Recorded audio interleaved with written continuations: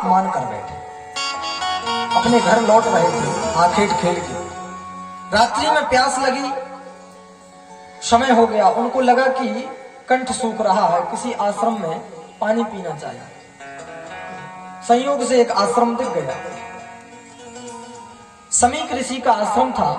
महात्मा समीक जी अपनी कुटिया के बाहर एक आसन लगा करके भगवान के भजन में बैठे हुए थे, समाधि लगी, नेत्र बंद थे।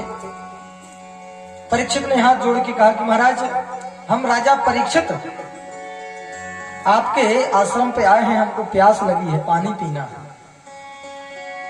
संत जी ने कोई जवाब ही नहीं। 2-3 बार जब बुलाए नहीं सुने तो उस कलयुग के प्रभाव के कारण परीक्षित को लगा कि ये ढोंगी महात्मा है, देखो मैं इसका राजा पिता के तुल्य होता है, और राजा को देवता के समान भी माना गया है शास्त्रों में,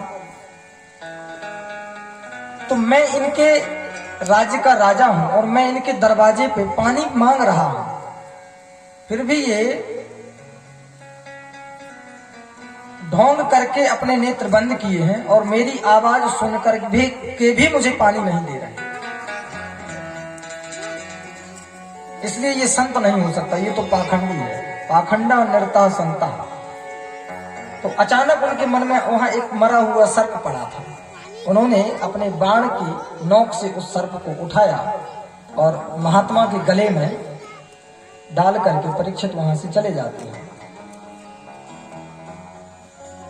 समीक ऋषि के आश्रम के पास एक सम्यक प्रास नाम की कौशिकी नदी बहती थी। वहां पर उनके पुत्र श्रृंगी ऋषि खेल रहे थे नदी के किनारे। एक छोटा सा बालक आया आश्रम में, उसने देखा कि समीक ऋषि के गले में सर्प पड़ा है। महात्मा त्रिकालदर्शी होते थे, नेत्र बंद किए। आजकल हमको कैमरा लगाना पड़ता है घर के बाहर, है ना, पता करना।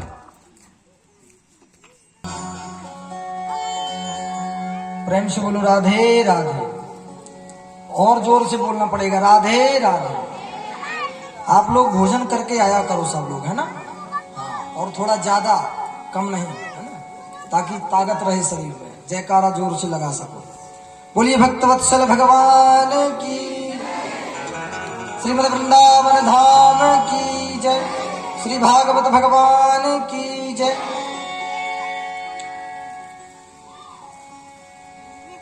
तो समीक ऋषि के गले में जब राजर्षि परीक्षित मरा हुआ सर्प डाल करके गए, तो एक छोटे से बालक ने जाकर के उनके बेटे श्रृंगी ऋषि को बताया कि महाराज, राजर्षि परीक्षित आए थे और आपके पिता के गले में मरा हुआ सर्प डाल के चले गए।